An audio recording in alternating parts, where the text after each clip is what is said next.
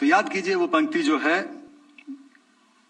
विनय न माने जलधि जड़, भय 3 दिन बीत, बोले राम सकोप तब, भय बिन होए न प्रीत। तो समझदार के लिए इशारा ही काफी। Welcome to Indian Thinker. As 2025 is about to end, one important message about reality. War isn't an exception in human history, it is the rule. From the first tribes to modern nation-states, conflict has been the heartbeat of human evolution. We fight for safety, for superiority, for identity, and sometimes simply because conflict is written into our nature. And 2025 stands as a reminder. This year, humanity witnessed more violence than in any year after World War II. India, Pakistan, Ukraine, Sudan, Yemen, Gaza, Iran, Venezuela, and countless conflicts that don't even reach your timeline. From open firing on Bondi Beach in Australia to the attacks in Pahalgam, violence shows up not only on borders but in streets, homes, and marketplaces.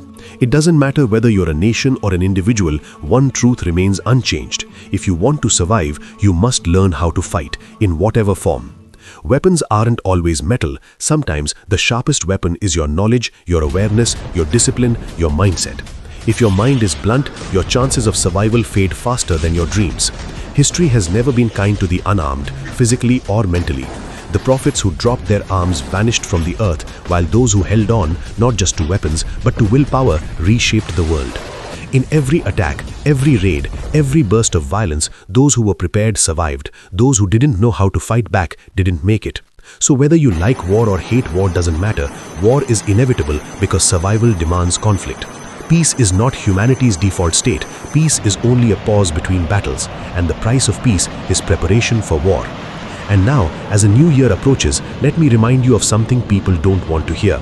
This time, we have more enemies than we can imagine, external enemies we can see and internal enemies we refuse to confront. Threats aren't just foreign, they sit in our streets, systems, relationships, and sometimes inside our own habits, weaknesses, and illusions. So stop romanticizing peace, stop believing peace will save you. For most people, peace is a myth, a comforting story told so they never sharpen their weapons. But yes, every rule has an exception. If real peace is what your heart seeks, not silence between wars, but silence beyond life, then go spiritual. Leave the race, walk towards the mountains, detach from everything, surrender at the feet of Mahadev. That is the only place where the war ends, because you step away from the battlefield itself.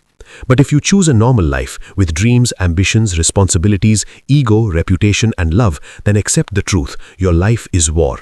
Internal wars, external wars, silent wars, loud wars, but all of them demand preparation, courage, and a sharp mind.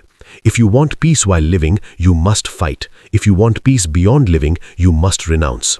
The choice is simple, even if the path isn't. Be a saint and walk away from the world, or stay and fight like hell. Because the battlefield is already around you, and the new year doesn't bring peace, it brings the next round. I pay my tribute to all the brave hearts who gave up their lives for India.